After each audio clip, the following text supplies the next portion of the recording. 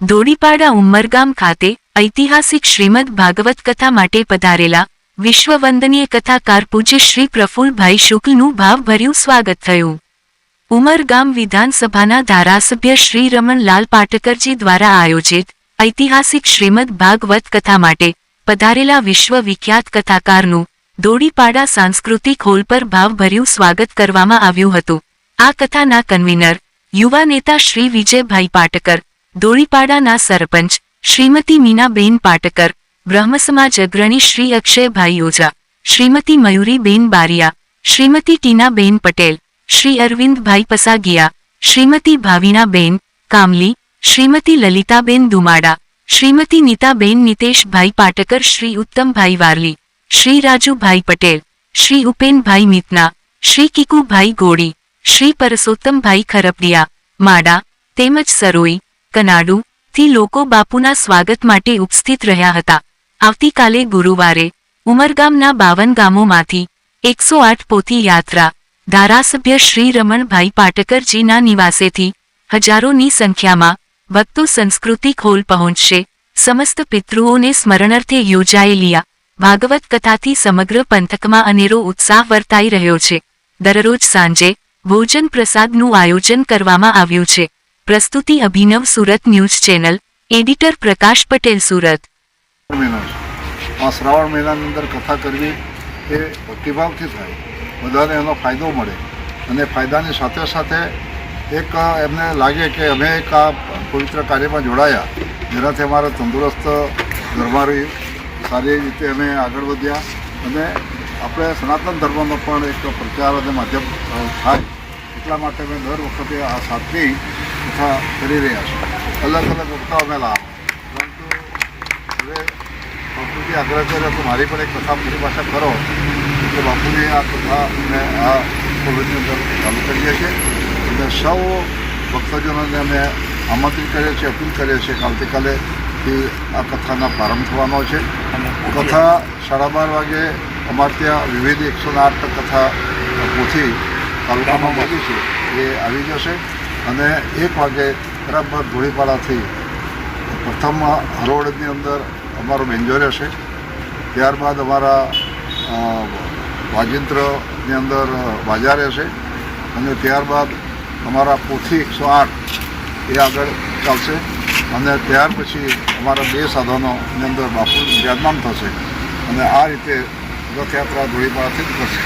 આ રથયાત્રા સંપૂર્ણ આયોજક તરીકેની જવાબદારી મારા દીકરા વિજયભાઈ પાટકરને સોંપેલી છે.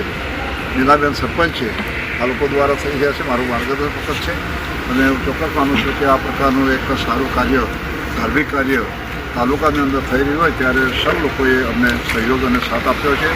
આજે પણ તમે જોઈ શકો છો કે 50 માણસો આજે અહીંયા શ્રમધામમાં આવેલા છે.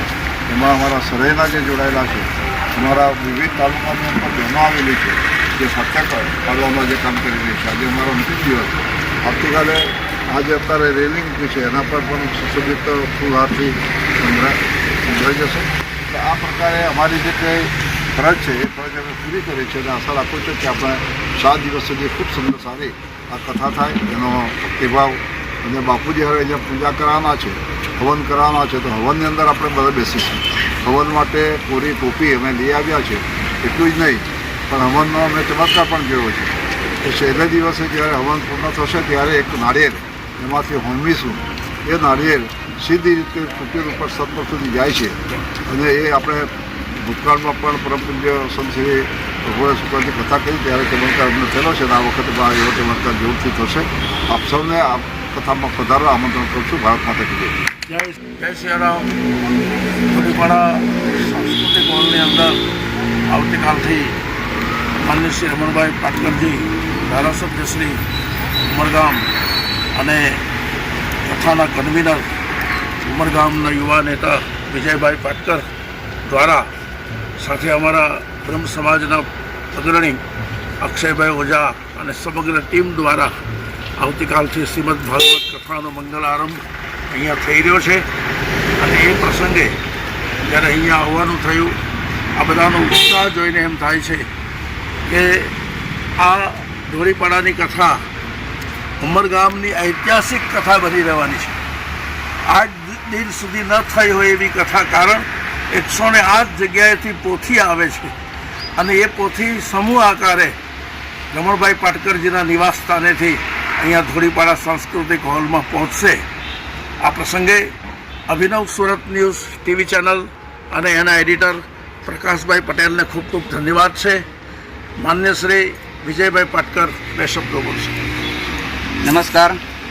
પરમ પૂજનીય સંત શ્રી પ્રફુલભાઈ શુક્લ દ્વારા શ્રીમદ ભાગવત કથાનું આયોજન 13 ઓગસ્ટથી 19 ઓગસ્ટ દરમિયાન ધોળીપાડા સંસ્કૃત હોલ ખાતે થઈ રહ્યું છે.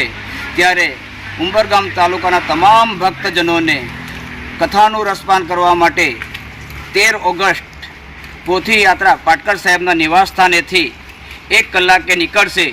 ત્યારે તમામ ભક્તજનોને આમંત્રિત કરીએ છીએ. આવો સાથે મળીને આપણે ભક્તિમય જીવન જીવીએ અને 13 ઓગસ્ટથી 19 ઓગસ્ટ દરમિયાન શ્રીમદ ભાગવત કથાનું રસપાન થઈ રહ્યું છે. ત્યારે સૌને અમે આમંત્રિત કરીએ છીએ. ધન્યવાદ. બ્રહ્મ સમાજના અગ્રણી ઉમરગામ તાલુકાના શ્રી અક્ષયભાઈ ઓઝા. નમસ્કાર. જય શ્રી કૃષ્ણ સૌને.